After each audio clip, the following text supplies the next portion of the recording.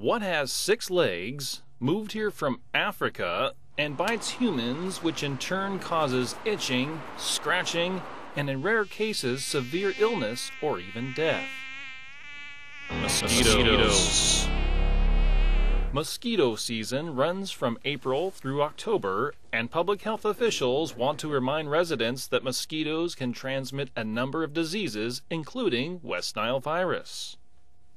It basically started more so on the East Coast in 1999, and over the last 8 years has been gradually moving westward. And in some uncommon cases, it can be very severe disease and cause death. Last year, there were about 4,000 cases in the United States and about a little bit under 200 deaths. But the infection can be severe, and that's why people get interested in it. It's also new. Clark County Public Health manages the Mosquito Control District. Their main priority is to control the transmission of mosquito-borne illness by reducing the population. We're taking several steps in several different areas. One is surveillance. So what I mean by surveillance, we monitor the mosquito population, but not only the adult mosquito population, but also the larvae population. We also monitor birds. So if people find some dead corvids, and corvids are a certain kind of bird like blue jays, magpies, crows, those kind of birds. They're not obviously roadkill. We're asking people to call us, and we can get the birds tested. So surveillance for both mosquitoes and birds are one thing that we're doing. The other thing that the county is doing, and the Mosquito Control District is doing, is integrated pest management. It's basically taking care, especially taking care of the larvae, which is much more effective than taking care of the adult mosquitoes, which they do also. And then the third part, I guess we can call it a three-legged stool: surveillance, integrated pest management, and number 2. And then the third one is education, which is what I'm doing right now, getting the information out to the public about how to reduce their chance of getting bit by mosquito. The crews attack the mosquitoes at their source by treating the larvae as they hatch.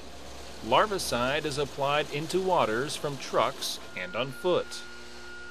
What the Mosquito Control District do is they actually have their crews go to places where there is standing water in the county. For example, those catch basins and storm drains, and they'll actually dip and check the water out and see what's going on there in terms of the larvae, which are the immature forms, and they'll place larvicide there to kill the larvae, which is a lot more effective than waiting for them to become adult mosquitoes. It's a lot more effective to treat them before they get to that point. In addition, residents can help prevent mosquito population by reducing the amount of standing water by their homes.